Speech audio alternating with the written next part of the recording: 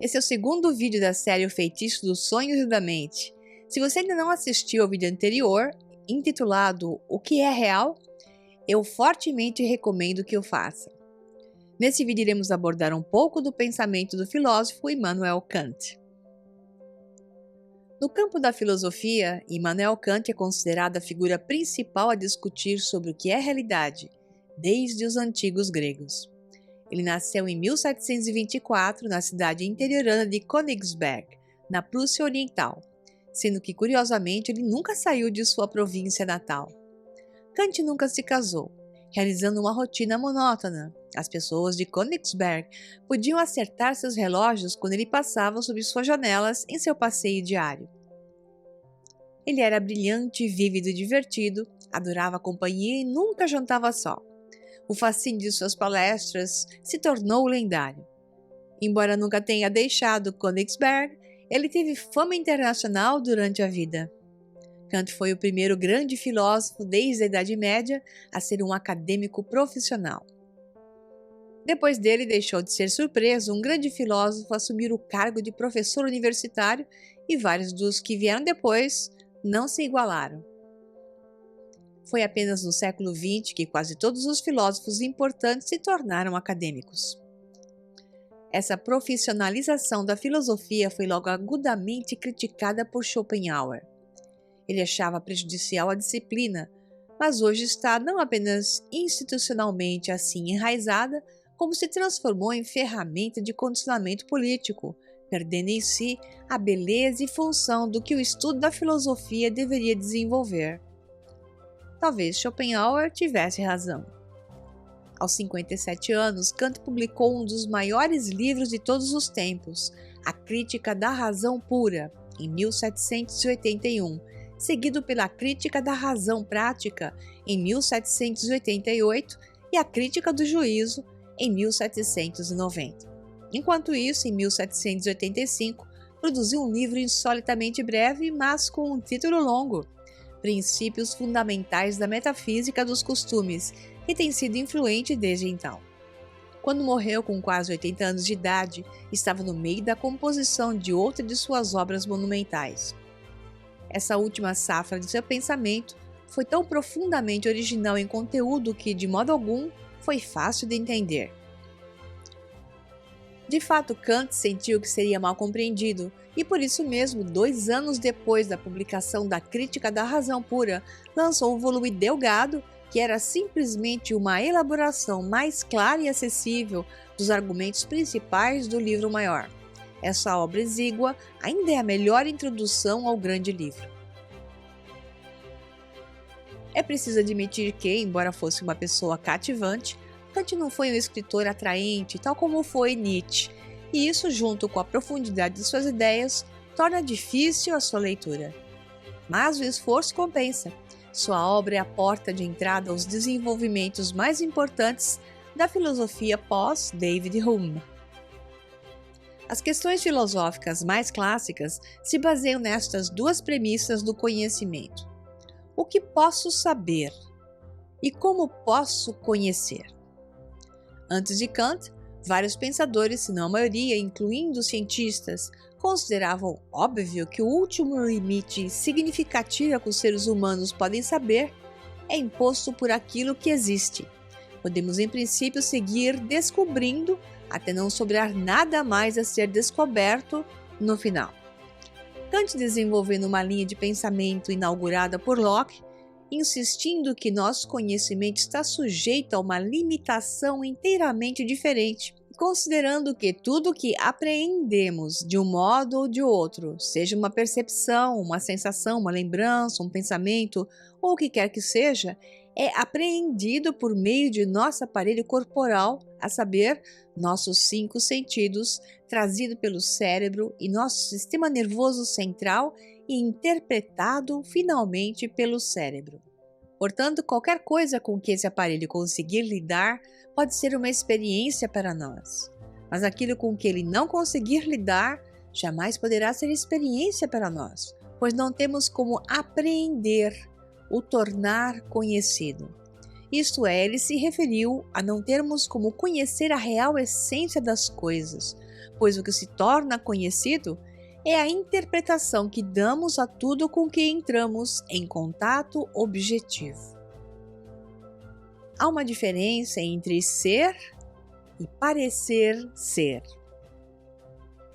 O ponto aqui é que todo aparelho da fisicalidade, nosso corpo ou qualquer outro, é bom para alguns propósitos, mas não para outros. Sua própria natureza põe limites ao que ele pode fazer. Não se pode tirar uma fotografia com abridor de lata ou fazer salsichas com o motor de carro. Uma câmera fará uma fotografia de uma cena, mas não o registro sonoro dela, embora já existam softwares que façam esse tipo de associação atualmente, mas para tal, mais quadros têm que ser associados, tipo um daqueles que se vê na série de filmes Harry Potter e a Apple bem os recriou. O equipamento de som fará uma gravação da mesma cena, mas não uma fotografia. Se não houver algo que não seja nem visível, nem audível, digamos assim, uma massa imóvel de gás incolor, não poderá ser fotografada, nem gravada em som. Nada aparecerá num negativo, nada numa fita de gravação comum. Mas isso não quer dizer que o gás não exista. Ao contrário, o gás existe e sua existência pode ser de importância crucial para nós. Pode até nos matar. De qualquer forma, pode não ser visto nem ouvido e sua existência não será detectada por nenhuma câmera ou gravador. Assim, se não tivermos meios de detectá-lo com um tipo completamente diferente de equipamento, sua existência permanecerá desconhecida para nós. E aí está o ponto. Todas as considerações de Kant se aplicam ao nosso aparelho corporal. Nossos olhos podem fazer certas coisas importantíssimas, mas nada além delas. Os ouvidos podem fazer outras tantas coisas que os olhos não podem. O nosso paladar pode registrar coisas que nem os olhos, tampouco os ouvidos podem detectar. Nosso cérebro pode fazer inúmeros tipos de coisas diferentes de qualquer uma dessas, e assim por diante. Quando todas as nossas faculdades tiverem sido enumeradas, a soma total do que elas conseguem captar é a soma total do que podemos apreender. Isso não significa que nada mais exista. Para além de onde nosso conhecimento alcança, qualquer outra coisa pode existir. Mas se qualquer outra coisa existir, seja o que for, não temos meio de apreendê-la normalmente. Assim, há dois tipos diferentes de limitações para o que podemos conhecer, e não só uma. A primeira é aquilo que existe. A soma de tudo que é, quer isso inclua ou não um Deus, ou almas imortais, ou qualquer outra coisa, compõem a realidade total. Mas nós humanos só podemos conhecer um tanto dela, entendidos como aspectos que nosso aparelho corporal é capaz de apreender. Assim, de um lado está o que existe, independentemente de nós e de nossa capacidade de experiência, e do outro está o que temos meios de experimentar. E nunca poderia haver bons motivos para acreditar que ambos são a mesma coisa. O segundo é quase seguramente mais restrito que o primeiro, e de fato tem muita chance de ser ínfimo em comparação com ele. Assim como já dissemos, uma fotografia não é a cena fotografada, é uma representação dessa cena numa forma particular. Uma gravação sonora que estava sendo feita quando a fotografia foi tirada é uma representação da mesma cena numa forma totalmente diversa em campo de percepção. Quando saltamos da foto para um filme, a associação de imagem e som nos proporciona um conhecimento da coisa em si muito ampliado. É um equívoco confundir a representação da coisa com a coisa em si. A coisa que não está submetida às condições do conhecimento é a coisa em si. Visões, sons, ideias, etc., não são os objetos externos a nós, são nossas representações desses objetos. Ele só existe no aparelho humano que os produz e reproduz para dar mais realidade e credo à sua existência. Aquilo que as coisas são, independentemente de nossos modos de percepção e pensamento, é algo de que não podemos formar nenhuma noção adequada. De um lado, temos o mundo das coisas tal como elas nos parecem ser, o que Kant chama de mundo dos fenômenos. Esse é o mundo do conhecimento possível para nós. Assim, todas as formas que esse conhecimento assume são dependentes do sujeito que as observa e experiencia. Do outro lado está o mundo das coisas, tal como são em si mesmas, o que Kant chama de mundo numênico. Seu modo de existência nada tem a ver com os modos particulares com que registramos as coisas, mas, sobre esse reino, por essa mesma razão, não temos acesso completo a ele. Tudo acerca do mundo numênico é o que Kant chama de transcendental, termo usado para expressar sua existência, entretanto, sem que tenhamos capacidade de seu preciso registro. E assim Kant escreveu: chamo de transcendental a todo o conhecimento que, em geral, se ocupa menos dos objetos, que são o nosso modo de os conhecer, na medida em que este deve ser possível a priori. Denomina-se a priori esse conhecimento independente da experiência e se distingue do empírico, cuja origem é a posteriori, ou seja, dependente da experiência. Os objetos materiais que existem em uma estrutura espaço-temporal são os constituintes fundamentais que caracterizam o mundo da experiência, o fenomenológico. São característicos do modo como nós, seres humanos, o percebemos e o entendemos. Não conseguimos conceber nada específico que exista sem ser alguma coisa identificável, que faça sentido ao que já conhecemos dentro de nossa própria realidade. Esse é o motivo de, sobre experiências reais ou de expansão de consciência, o médium traduzir sem se dar conta o campo de informação frequencial encontrado, utilizando inconscientemente, por exemplo, figuras religiosas de linguagem e padrões que já fazem parte de sua experiência, extraídas de seus centros de credo. É dessa forma que isso se processa, levando a não conceber nenhum objeto real que não existe e se mova no espaço-tempo. Espaço e tempo são formas perceptivas de nossa sensibilidade, sem as quais não conseguiríamos apreender nada no mundo. Essas formas de sensibilidade são as redes dentro das quais capturamos tudo quanto percebemos. Essas categorias de entendimento são, portanto, as estruturas dentro das quais tornamos inteligível o capturado pelos sentidos. Esse é o mecanismo pelo qual funcionamos enquanto sujeitos experimentadores, seres do mundo. Mas é importante entender que essa é a estrutura característica da experiência, não das coisas tal como existem em si mesmas, independentemente de serem experimentadas na realidade criada no espaço temporal. Kant, em sua língua natal alemã, utilizou duas palavras diferentes para essa divisão. A uma, significando realidade ou o que é real, e criou outra como wirklich, que poderia ser traduzido por aquilo que é efetivo. No entanto, as edições em português e outras línguas não fizeram essa distinção e traduziram os dois termos apenas como real. Fato esse que poderia confundir a noção kantiana sobre a realidade material, a qual, segundo o filósofo, não pode ser desvinculada da realidade inteligível. Kant acreditava que a chave para o conhecimento e entendimento do mundo da experiência, o mundo dos objetos materiais no espaço-tempo, tinha sido posta em nossas mãos pela ciência. A constituição íntima de cada objeto material e de todos os seus movimentos no espaço-tempo, que parecia concordar com os princípios que a ciência agora era capaz de demonstrar. Mas havia aqui um sério problema acerca dos seres humanos.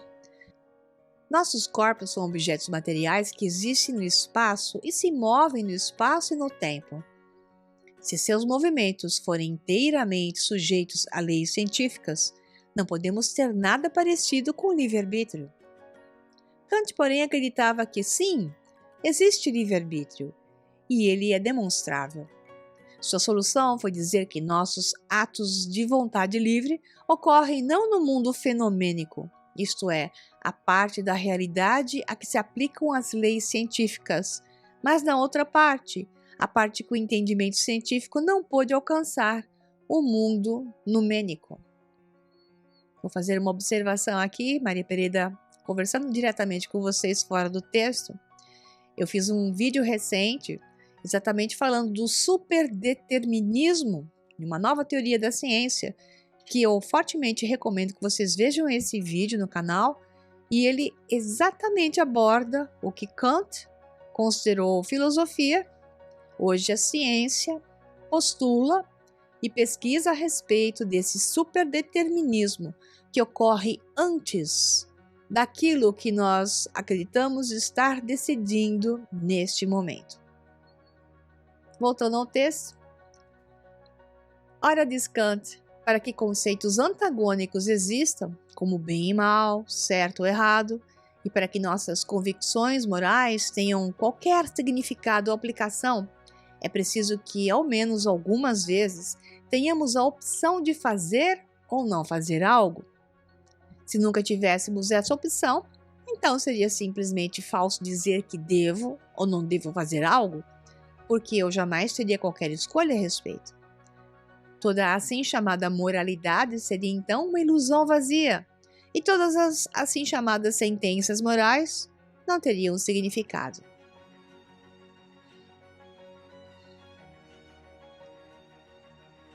Palavras como dever, certo, obrigação e todas as do tipo nunca teriam aplicação.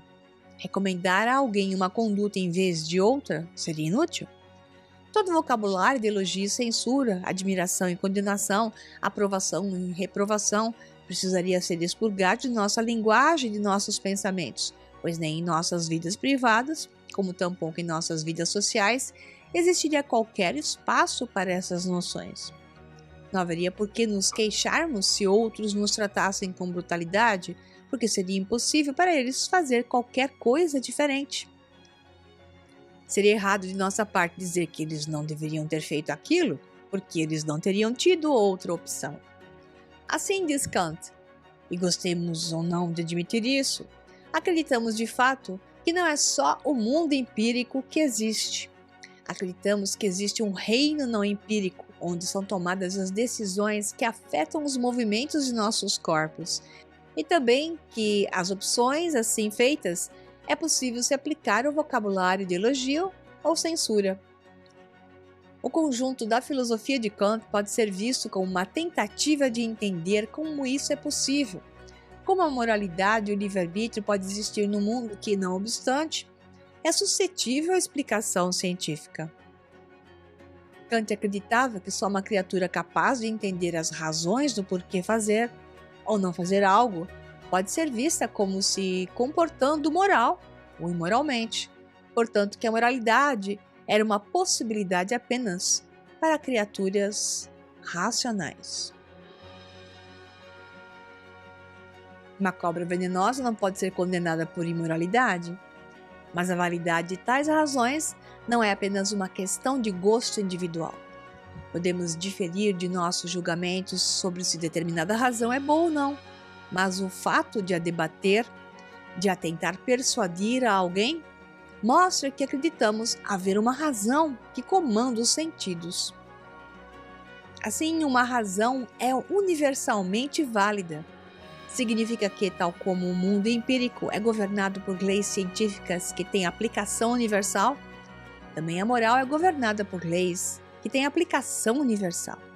Então podemos entender que a moralidade se funda na razão, tal como a verdadeira ciência. Essas considerações levaram Kant a formular seu famoso imperativo categórico como a regra fundamental da moralidade. Age apenas segundo as máximas que desejas serem leis universais. Na obra Estética Transcendental e na Crítica da Razão Pura, Kant deixa evidente a relação entre os objetos das sensações, aquilo que a experiência pode apreender, e outros objetos no plano inteligível, não sensíveis, o que o nosso aparelho sensorial não pode experimentar. O que podemos conhecer se inicia no mundo sensível, porém isso não significa que não exista nada além de objetos materiais. Assim ele disse, que todo o nosso conhecimento começa com a experiência. Quanto a isso, não há dúvida. Se, porém, todo o nosso conhecimento se inicia com a experiência, isso não significa que todo ele provenha precisamente da experiência. Chegamos ao final dessa aula e até a próxima!